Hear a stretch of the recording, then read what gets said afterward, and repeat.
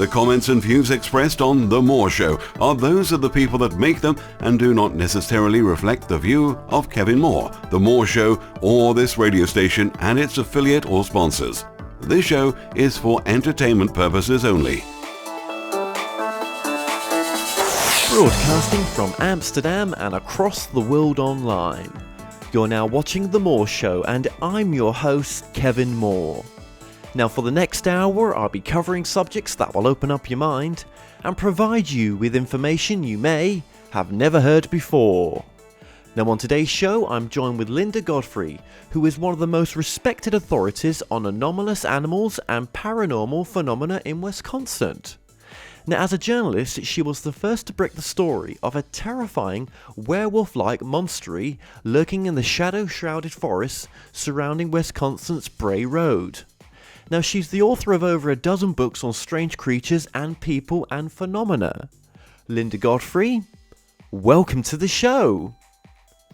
Thanks so much for having me. Glad to be with you. Yeah, I really appreciate you coming on. Thank you for this. There is people's fascination with this subject is just huge. When you mention monsters or Bigfoot or cryptics, people really resonate with that, don't they? They do, because these things are so much a part of our pop culture, and they've actually always been a part of human culture as far back as we have a record of civilization. You see these things that are part humanoid, part some type of animal, and it seems to be just something inborn within ourselves, which is a scary thought. Well, yeah, but the thing is, though, they've always been there, though, haven't they? They have, yeah. I mean, you go back to as far as the Sumerians, and you see it in their art. You see it in the Epic of Gilgamesh, and the hairy man of the forest. You see it in the ancient Egyptians and all their half animal, half man god pantheon that they had, especially. People still refer to those when they see these upright dog-like creatures and say it was like Anubis, with the tall ears that you see painted on the temple walls in Egypt. Yeah, that's right. And when you think of all the mythology, with witches and right. other such stuff, there's always been something, hasn't there? Before ufology, the witches, and before the witches, vampires and all sorts of other cryptics, wasn't there? They've always been in the background, and I guess there was a time when I'm guessing that you were never or had any interest in such subjects as well. Well, not exactly in the upright canines, for which I've become known, but I have to admit that as a child, I was the kind that always had my head stuck in a fairy tale book. I just loved any tales of something beyond. My dad was a science fiction fan, so he had all the early sci-fi magazines around, and the old Argosy magazines that had Ivan Sanderson's first articles on the Bigfoot, Sasquatch, whatever you want to call them. So it was sort of in my background, but I never imagined that I would end up writing about them, because I really only became a newspaper journalist because I wanted to be an editorial cartoonist. And then wouldn't you know, one of my very first assignments was to find out why people in Elkhorn, Wisconsin, my hometown, were saying that they saw what looked like a werewolf just outside of town. And I found out that our county animal control officer not only was collecting reports from these people, but he showed me a manila file folder that he had that was actually labeled werewolf. And so that became instant news. When you've got an official with a file folder marked werewolf with actual people's names and addresses and contact info, you have to follow that up. And it struck me right from the get-go that if people were calling the animal control officer an official, that they weren't likely to be hoaxing, because hoaxers don't voluntarily provide all their contact information so they can get back to you and, arrest you or whatever they want to do for fraud or, some other thing. Maybe you might have caused an accident by running into the road in your, wolf suit or what, whatever. You don't usually call the officials and sincerely ask them and voluntarily leave your record. So I thought it worth interviewing them. And when I interviewed them, it struck me that they did not seem delusional, nor like they were just trying to make trouble or stir something up or invent something. They all seemed genuinely frightened. They described something that was quite fairly consistent and that had been going on over a number of years. It wasn't just like a little recent, one-off type of thing. And that fact, the fact that normal, ordinary people from all walks of life were seeing this thing and describing it, was what drove me then, and what still drives me 25 years later, to continue investigating these things, because there's something going on. I don't know what it is. I still don't claim to know exactly what it is, but there's a phenomenon that all of these people are experiencing. There are so many commonalities, and it's so widespread that it can't be just. It would have to, if it were hoaxers, it would have to be a vast, vast conspiracy of hoaxers, and someone would know about it by now. So let me get this right. Okay, so your background is as a journalist.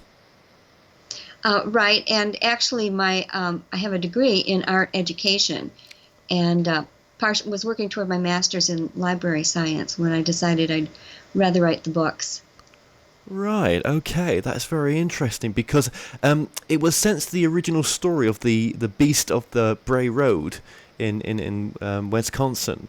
That's the first. Right. Yeah, that's the first story that you did. You write that story?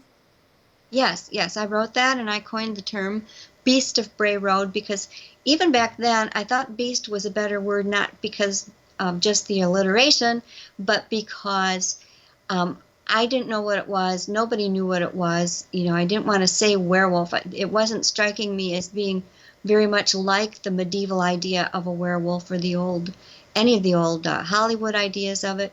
So I thought beast was a good coverall word and sounded better. Yeah. But yes, and it went national in like 2 weeks, and that was before the internet. I mean, we're talking about the end of 1991 and the very beginning of 1992. Oh my gosh, so, right. Yes, it's like ancient history. And like you say, it did go national. And why? Okay, so obviously you get reports from all over the world nowadays, I would have thought. Right, and I did immediately. I mean, I started getting them I remember I got one from France and from the Virgin Islands. It really went international from all parts of the U.S., and I still receive these things regularly, these reports, 25 years later. And lately I've been getting more and more as the word spreads from Canada, all parts of Canada, South America. It's a very, very widespread phenomenon. That's incredible, isn't it? And so, because initially when going over your book, I was like, well, this just must be a story just from Wisconsin, but it's not. It's not, as you say. It's all over, even Europe as well, not just Australia and other parts of the world.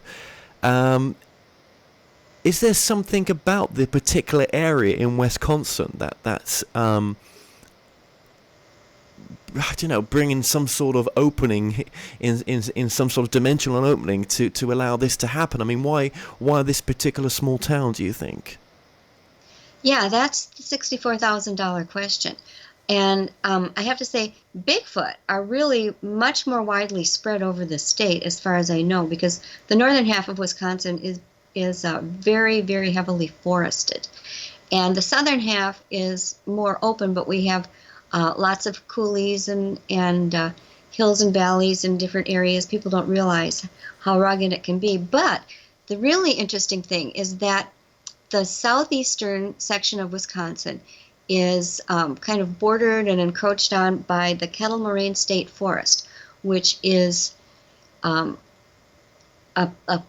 present from the last glacier, which scooped out these deep kind of bowl-shaped openings in the land with ridges between them, and all kinds of cryptids live in there. We've had lots and lots of the wolfman, the Bigfoot, even goatman. It seems to be a perfect area. And also in southern Wisconsin, southeastern Wisconsin in particular, there was a huge just completely huge coverage of the land by these animal shaped ancient effigy mounds that were built before the indigenous people who were present when settlers and the first fur trappers arrived. And in fact, southeastern Wisconsin was so covered with these, it changed the landscape. It was also it looked probably as if it were terraformed, because you'd have had these mounds, and they were shaped in every type of animal that you could imagine, plus one particular that puzzled people. At first they called it the lizard mound because it had very long tail. And then they found out that no, there were some, the Ho-Chunk people who have been here the longest called it the water spirit or the water panther. They were sort of synonymous. And I was looking at a book that had a map of these places where most of the water panther or the water spirit mounds were located. And I thought, that constellation of things looks really familiar. And I looked at my own map where I had listed that there were the dogman or man-wolf hotspots of sightings, and the two overlapped almost perfectly. And I thought that was really interesting. And in fact, I called the Ho-Chunk tribal chairman. They're very reluctant to talk about these sorts of things in public, but I mentioned that I found this correlation, and that earned me a very coveted interview with one of their elders, who was also an anthropologist. I was very, very interested in how these things overlapped and how there did seem to be a connection. And Wisconsin, believe it or not, southeastern Wisconsin, now it contains roughly 96% of all the ancient animal-shaped effigy mounds in the world. They're all there's like the Ohio Serpent Mound. There are a few in Europe. There's the Great White Horse one in the UK. Oh yes. There's yes. there's a few overlapping ones into Iowa and Minnesota, but almost all of them are in southeastern Wisconsin, running around the state line and near that Kettle Moraine State Forest, where I personally have had some encounters.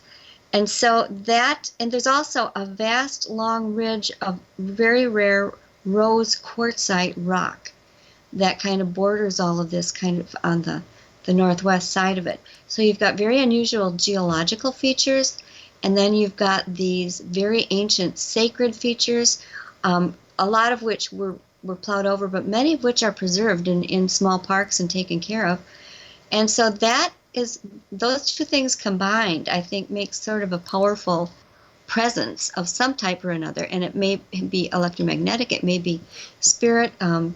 I've had one idea that perhaps the wolf-like creatures, and some Native American people have confirmed this with me, in their view, that this was a place where guardians were set up. And then when all of these mounds were broken open and devastated, a lot of these guardians were set free to, come out and start doing their thing. So that's a possibility. Yeah, no, that's really interesting. And what about ley lines? Is there any sort of mass ley line intersection in these places as well? I mean, has that been looked at? Well, I don't know that there's an exact ley line guidebook for Wisconsin. It's sort of at a loss to say exactly where they are. But if you're going for straight lines that run in cardinal directions between certain points of energy or sacred spots, well, there very well could be some at the end of Bray Road, because Bray Road runs directly into the meeting point of a north-south line, which led from one summer camping area with many, many of these sacred mounds to another, and the intersection of an east-west line that does the same thing. And when I discovered this, it looked like a great old medicine wheel, and so I drew in a couple of other lines into the pie, by bisecting it, and each one of those led to another group of lakes that we know either had sacred springs or these effigy mounds. So that's possible. It's the closest I've been able to come to that. It's very interesting what you said as well, in the sense of let me just get my in the spiritual sense as well, where these, maybe are spirit creatures, but then how do spirit creatures leave prints, for example, or Exactly. yeah. Right. Well, another thing that I've learned from my indigenous friends, and this isn't, universally true of all of them, but the ones I've spoken to usually tell me some version of the same thing, which is that these dogmen and the Bigfoot and other things like them were originally primarily spirit creatures of some type. We might describe them as interdimensional, would probably be the most usual word people would use, and that they are able to, wherever they're from, is close enough to our world that they can get here. They somehow know how to get here from their world, but they can also go back when they need to. And when they are here, the conditions of this world keep them in that physical form quite a bit of the time. And if they want energy, they must eat. And when they do that, they're totally solid and seem very corporeal. No, usually any sign that they're, doing other things. Although I do have a chapter on invisible creatures, which is anathema to many researchers. They don't like to even consider that, but they have been observed. I mean, there are observations from good, reliable people on this. So the upshot is that what I see when I look at all of these things is that perhaps we're not looking at something that's either complete solid flesh and blood or complete spirit, ooky spooky, wavy things in the atmosphere. I really believe that their reality comes on a sliding scale, and that they're able to be either fully formed, fully unformed, or somewhere in between, because people do observe, for instance, one hayfield that I've been helping the owner on, which has lots of strange things, has noticed deep animal tracks that look like they just dropped out of the sky into a field of snow and then walk into a woods. Or many people, especially many researchers, have noticed this. They'll be following a Bigfoot trackway and all of a sudden it just ends. Or people will be being chased and then it appears that whatever was chasing them, just as they think it's going to get them, just poof, it's gone. So we have observations of all three of these states, solid, not solid, and in between. You've been doing this for 25 years, right? Right. More than 17 published books, because I'm sure you're working on another one as well, because there's just so much material, and I bet it's difficult to just decide what actually goes in these books and what you leave out. I bet it is, and yet still, it's a phenomena that almost doesn't want to be discovered. Right. Although it's like the ancient trickster spirit, that you see again in almost every culture, in that sometimes people will report saying, I saw this thing by the side of the road, and it looked at me and I felt it was angry that I saw it. And other times it's like it's going out of its way to run across the road directly in front of people's cars. And then, then it will turn and look at the people like, aha, I'm better than you, or made you look, the old kids thing.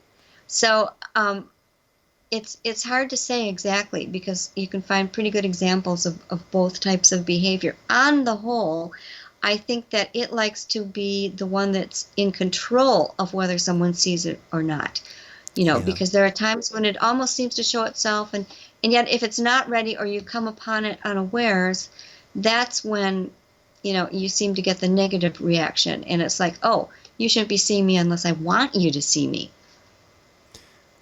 Now, isn't that interesting? That may not seem to some people like much, but that's almost like an experience for their particular type of person, or Right. just at the right time, or almost to someone that needs that kind of experience for whatever that may be personally to them, or they were looking for. Right. Or these creatures are sort of like psychic vampires that feed on our emotions, just throwing something out here. And you happen to look like a chewy, delicious, emotional snack to them, and so they have this need to sort of rile you up and get your reaction. And that sounds crazy, I know, except so many of these things, like let's take UFOs, and many researchers do believe that all of these things are connected. UFOs are often seen, and so are all these cryptids, near power lines or great big electrical stations, that sort of thing. And it's as if they need to absorb this electromagnetic energy that's being emitted. And so now, and humans have the same sort of, we all have electromagnetic fields around us, much fainter, of course, in humans, but we have the gravy, which is our emotional state, and perhaps, and this is all conjecture, I might add. I don't claim to know this. It's just conjecture that I like to consider.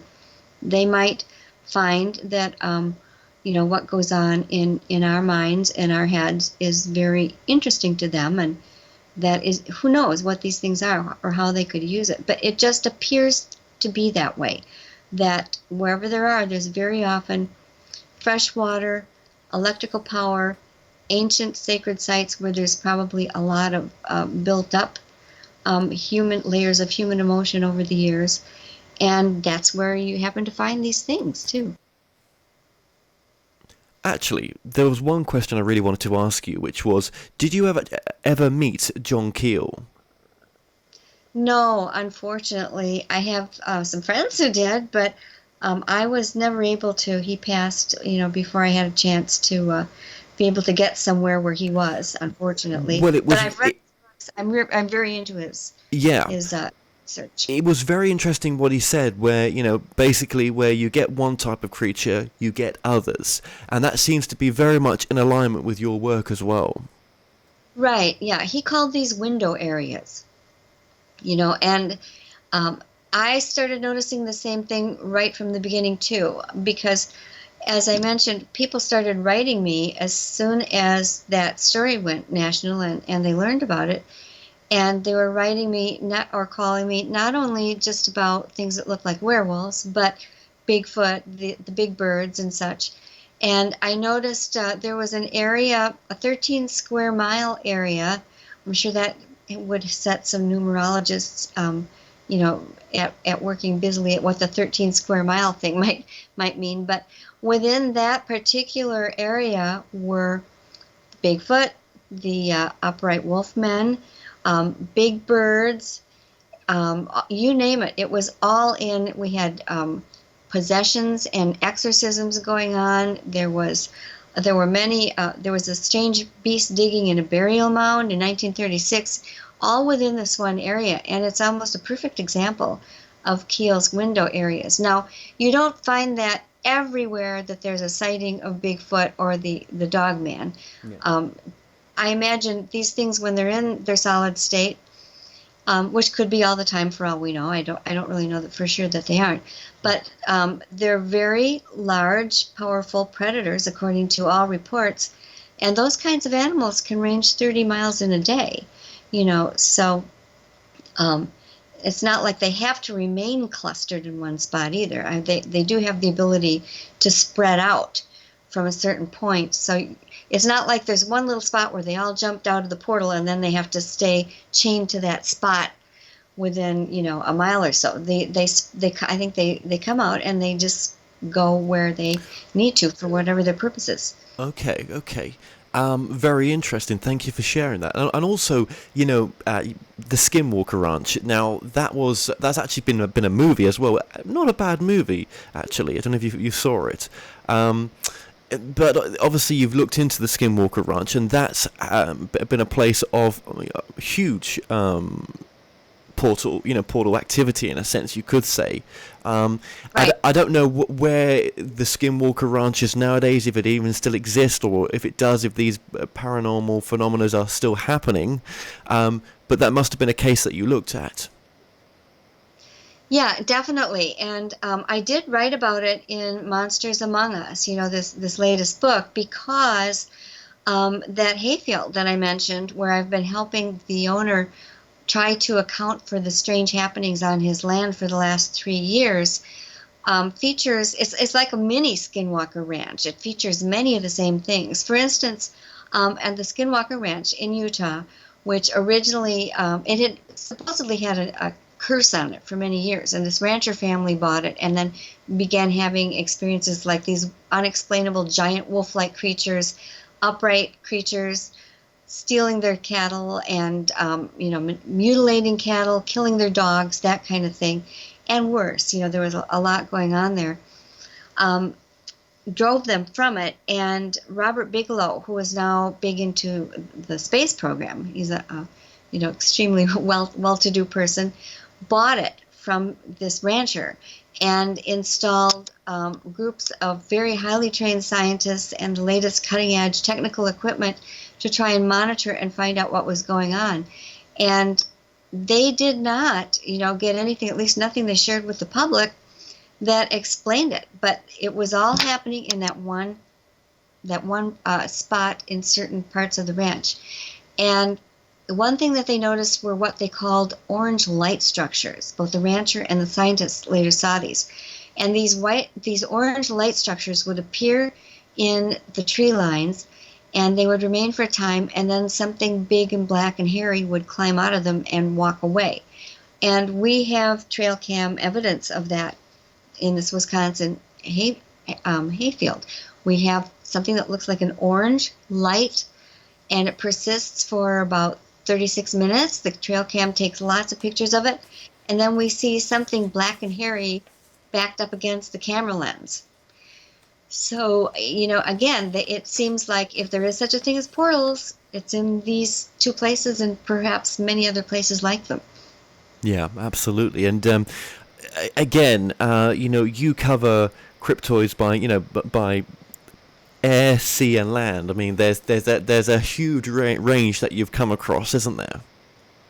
Right. In fact, my previous book, American Monsters, was divided up just into those categories, and I wrote that just to emphasize how vastly wide in variation are the things that are reported. The people are saying they witnessed, and oftentimes in daylight with other people in the car, other people that they that happen to be there, that are very, very hard to discount. And so you have to say, you can almost understand there being one or two, maybe spirit guides that look like werewolves. Okay, but then why do we have the giant birds with 22-foot wingspans?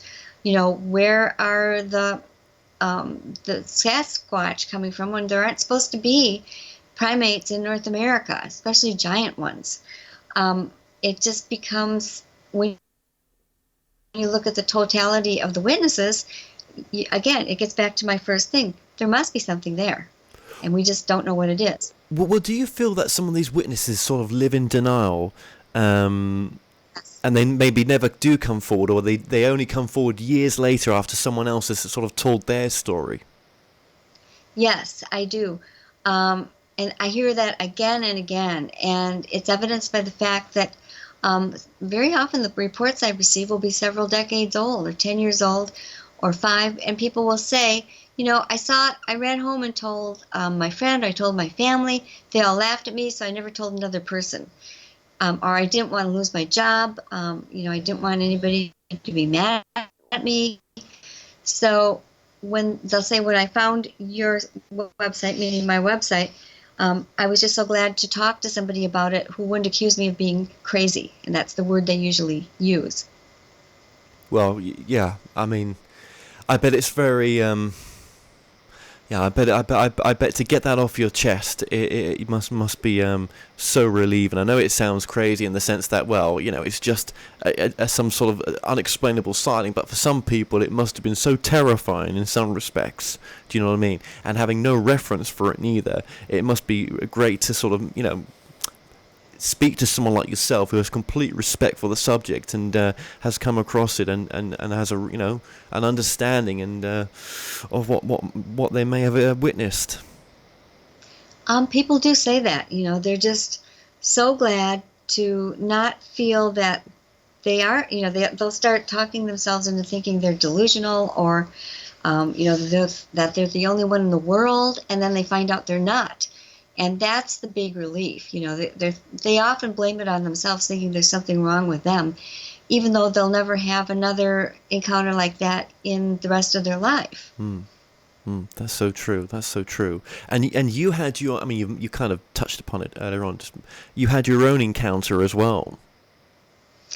I did, yeah. I had a sort of a lesser encounter with what I do believe was one of the upright dogmen in Michigan. Michigan has its own name. That's one thing. This thing is widespread, but it will earn different local nicknames wherever it is. Like in Michigan, it's known as the Michigan Dogman.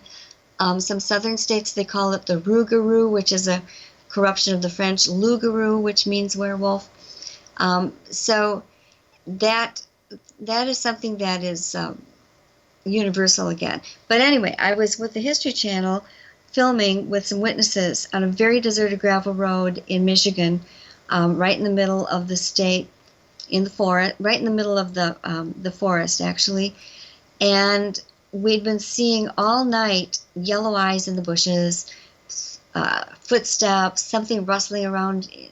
At one point, I heard what sounded like a very huge, large dog shaking its fur out. If you have a dog and it's wet and then it shakes its fur out, it makes this weird sound, that kind of a wish, wish, wish. We heard that maybe 10 feet away in the bushes behind us. So something was there. And it was about 2 a.m., because that was the time that the witnesses had their encounter out there. There were 3 witnesses. And about that time, something dashed across the gravel road just outside the edge of those spotlights we had put up. And of course, the History Channel cameraman was turned the other way with his camera. But I happened to be looking at the spotlight, and I saw something running. Its spine just caught the edge of that spotlight. The spine was vertical and covered with gray fur. And moreover, when it crossed the road, it passed a reflective road sign that was 7 feet tall and momentarily blotted it out. So we know that it was 7 feet tall, running upright, covered with gray fur. And that was exactly what these witnesses had described previously. So there's very good reason to think that I did get to see part of a dogman. Now, one of these witnesses also saw it and became so completely frightened they would not stay there another second. They said, "Oh, that's it. We're leaving. We have to go now," because they'd actually had it chase their car when they were there before and were very, very frightened of it. So we packed up and left. I think that would... what would I do in that situation? I say to myself, no, it would be okay. I would just gradually walk away, but I think I would run. I really do. Because I think, you can fit in these situations. It's not just the visually seeing it, is it? There's something more. There's a psyche that you connect to. There's some very deep knowing or fear that comes from these creatures that they project. Yeah, it seems that way. And, when people give me their reports, oftentimes they'll wait to the very, very end and they'll say, there's one more thing, and you are going to think I'm crazy when I tell you this, but I might as well. And they'll say, I felt that when it looked at me, it was giving me this mental message. Not in words necessarily, but I knew exactly what it was intending for me to hear. And it'll range from things like, I'm better than you are. One woman said she felt it told her if she told anyone about seeing it, it would get her. It would find her and get her. That was how she put it. And it took her 3 days to work up the nerve to tell her husband about it. Another woman said she had seen something standing by the road and she slowed down a little, and it told her it could jump on the hood of her car if it wanted to. So of course she sped up. Now, this is not what people get when they see animals in the wild. If you run across a bear, or my husband's he's a hunter and a former farmer. Mm-hmm. He's been eye to eye with a mountain lion and with a bear, and he's just thinking, this thing wants to get me. I'm very scared, and I need to get out of here. That's as far as you normally would go with an encounter with any normal wild animal. But these things, it's very pointed, very precise. And this, when we say these messages came to me, it's more of a telepathy, isn't it? In a sense, it's a mental connection. It's not, there's nothing verbally spoken from these creatures. It's just like a download. It is exactly. It's like an impression. And of course, I always play my own devil's advocate. For my reporter days, I try to keep that hat on, and I often have wondered if perhaps there's also something in the posture, in the body language, that maybe they're getting a subliminal impression and they translate that themselves into these things. But even then, there's no body language for "I'm going to jump on the hood of your car," or "I'll get you if you tell anybody about me." That's not something you get from body language. So it doesn't really satisfy all the requirements of that element either. No, not at all, not at all. And you've got many of these types of reliable eyewitness, sort of chilling tales in a sense, from in the book, and it's a really, really good book as well. And the book's coming up on the screen now, but I mean it's a decent thick book as well, with lots of shared reports, and some of them include, for example, I've just got a few notes I made from the book as well. There was oh God! Well, there was one where it was a shapeshifter trying to lure a girl into a manhole, and this was also witnessed by her brother as well. Right. That happened in Torrance, California, and these two, like grade school age kids, were playing outside a laundromat while their mother was in there doing the clothing, washing the clothes. They had a new ball, and so they were very intent on the ball and trying it out, checking to see what it could do and everything. It was a Nerf ball of some kind.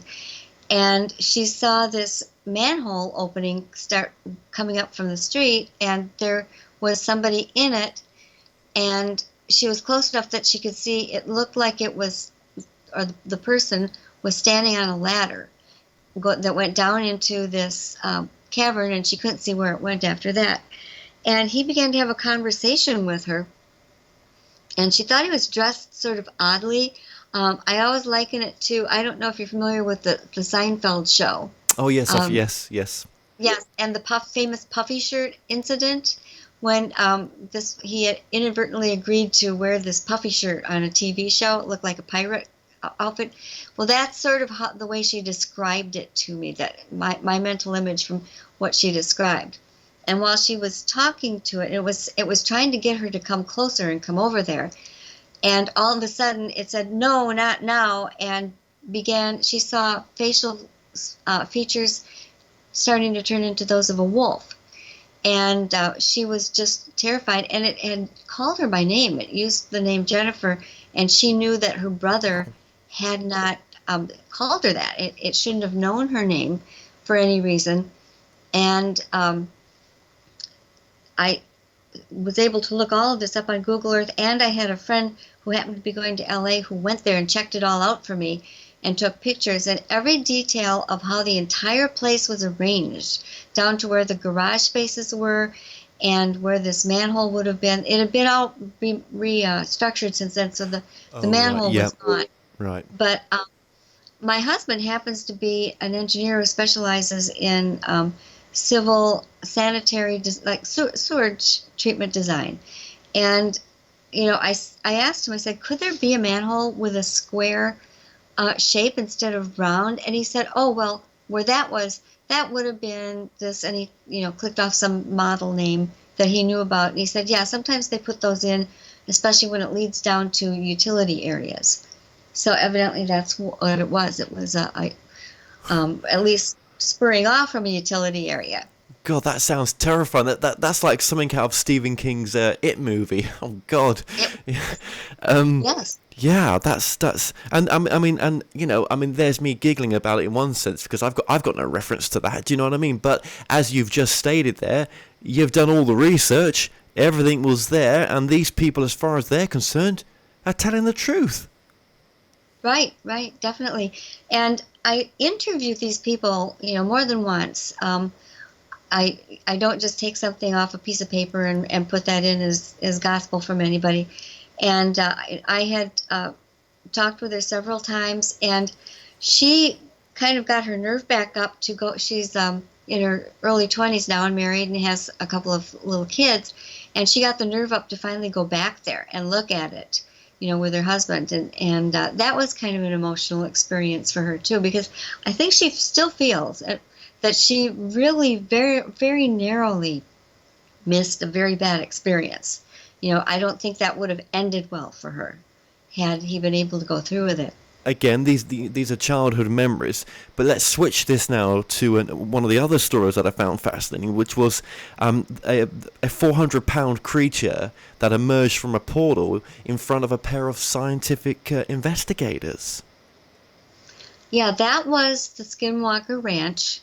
That was what they had observed, and that's a fairly average estimate for the weight of like a Bigfoot.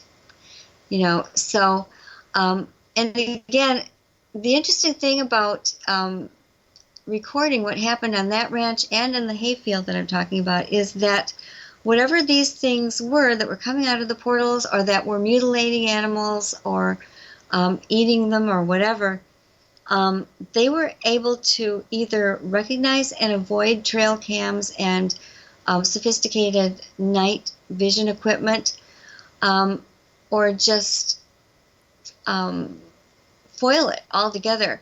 There was one instance where they took 6 trail cams out at Skinwalker Ranch and put them in a circle, figuring that one of them would have to get whatever was happening in the middle. And that didn't occur. Something came and clipped some of the wires, messed around here and there. They just messed with it. And there was no way of knowing what had happened, that was set up in the experiment. The same thing has happened both out at that hayfield and with my own efforts, where I've had other places I'm monitoring, and I put my trail cam up. It will show any other normal animal taking the bait. I've got great pictures of the neighbor's farm dog, raccoons, possums, skunks, turkeys, you name it. But when it gets to something that takes the bait, you'll see a perfectly good still or video of one thing, and then you go to the next one, and it's either the lens has either been covered with something to make it look black or white. In one case, I had the tree branch bent completely back so that the money shot, supposedly where they were taking whatever it was just a shot of the green leaves above, and then put back into place, like sprung back into place. So it's very unusual, but universal, that they seem to be very upset by these cameras, or have the ability to discover them. It's just so vast, isn't it, in some respects, when you think about it, with all the different types of cryptoids that are represented in this material, and all the material that you've done, or in these different phenomena as well. It's difficult to put your finger on what the reasons for this may be. And I still go back to what you said before, that potentially it's, there's some attraction with something, well, as you say, whether power lines or water or whatever it may be, that in that moment they blend into our reality from wherever they've come from. They do. And would you like to hear a really freaky connection that just happened? Yeah. Right now, my cell phone is ringing, and it is the gentleman who owns that hayfield we were just discussing. And so it's like from him to me to the UK, where you are in the UK, there's this strange little momentary connection, and you can say, well, that's nothing. But that's lately, weird. I don't think there's anything that's just nothing. No, I bet you do start connecting the dots sometimes, much more than you used to. Very much so. Yeah, you just almost can't help it. No, I bet you. Well, no, of course you can't. Well, you see things from a different perspective, don't you? Because this is unexplainable, and these aren't. The cases are immense. There's so many. I mean, I'm just picking out a few here by random. I mean, you've done so many books on this subject as well.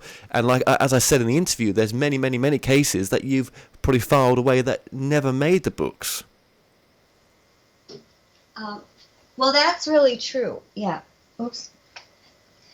Sorry, excuse me.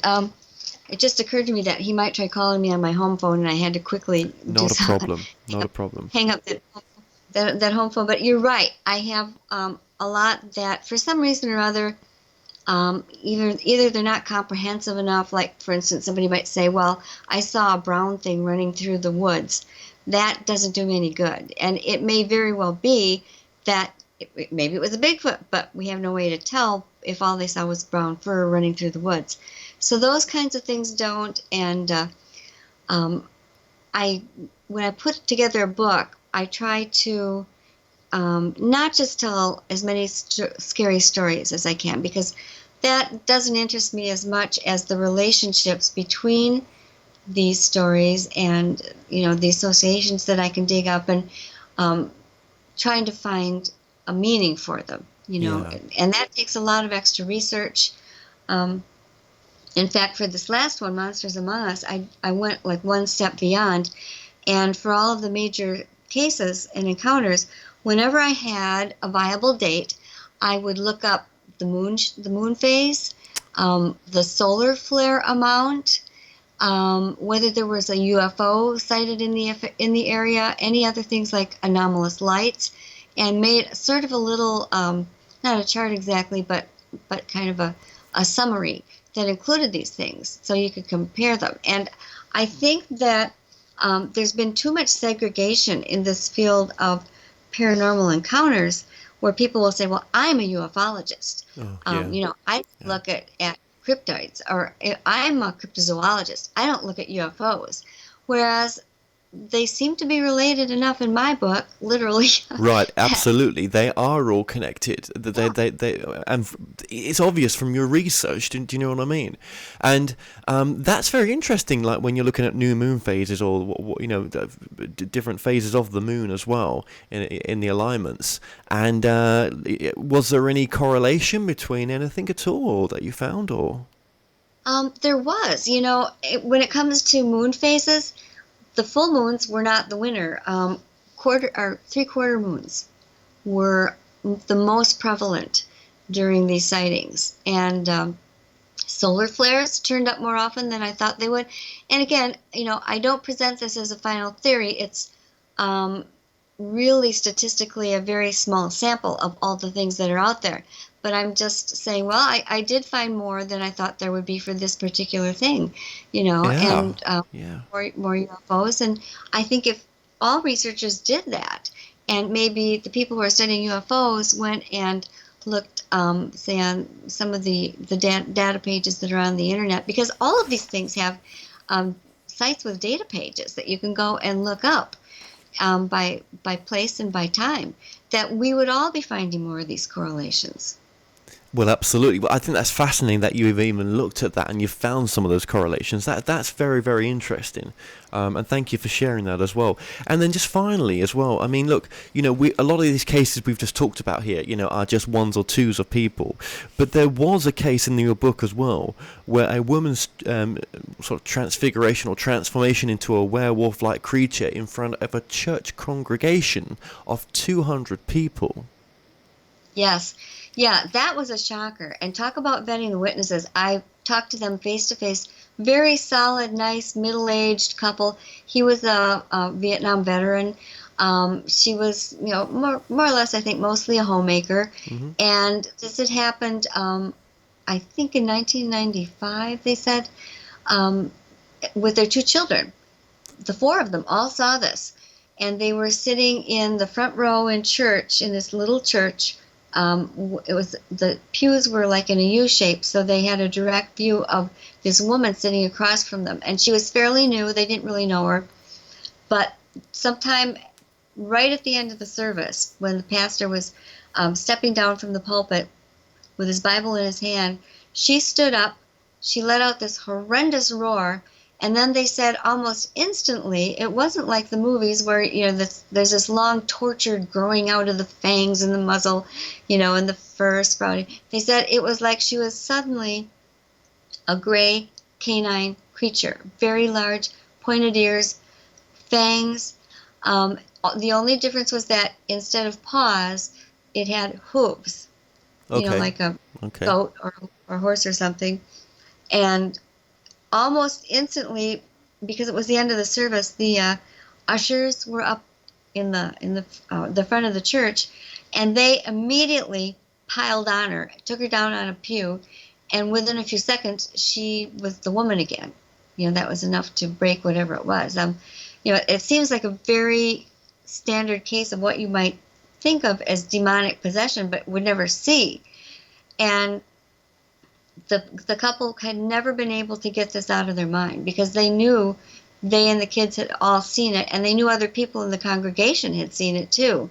What happened over time, though, was the people in the congregation did not want to talk about it. I wanted to find someone else, but not only had most of the members kind of aged out, she said it was just long enough ago that a lot of them were older people who have moved away or passed on, but the church itself no longer existed.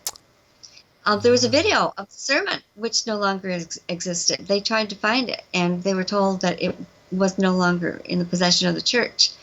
And this woman was taken somewhere for a while, and eventually they don't know where she went or what happened to her.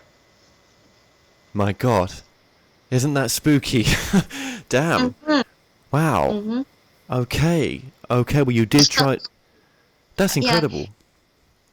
And I did talk to the minister at the time, and he refused to talk to me. I mean, he said, whatever happened in our congregation is a private and sacred matter, and that's all I can say. And so I would have thought if everything was hunky-dory, he probably would have, been more willing to help me. But he obviously didn't want to talk. He had an idea, I think, of what it was and didn't want to discuss it. Yeah, well, that's. I mean, there's not a lot you can do in that case, is there? And you tried your best to get the information out, but.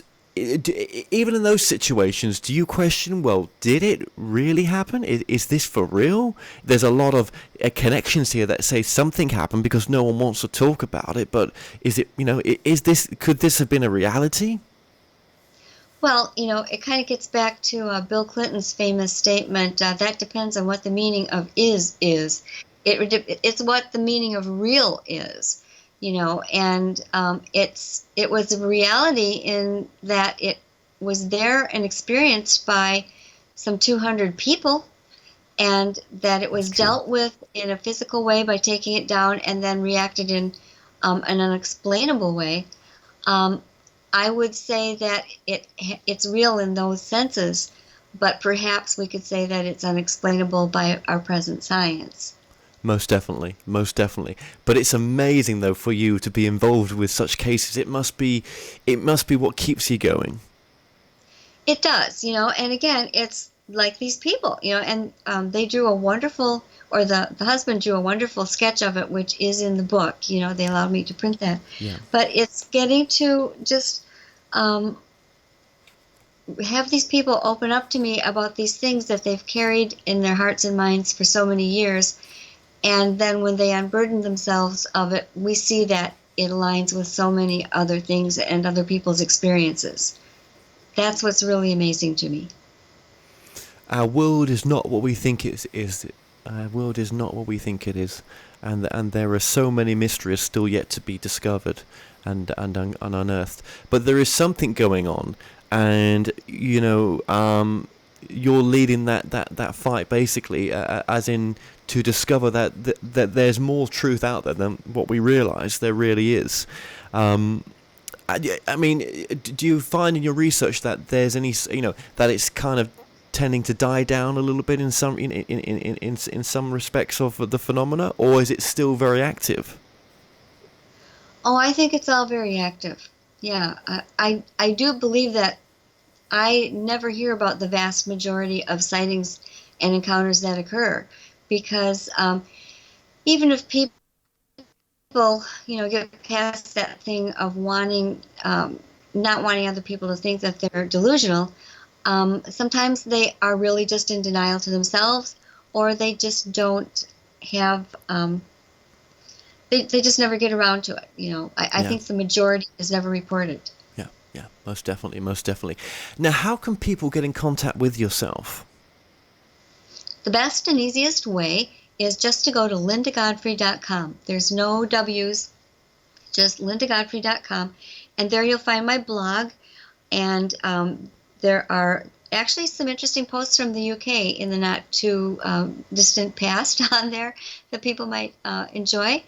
And there are lots of other facts. You get my bio, and book list is on there, other pages. You can ruffle through it for a while.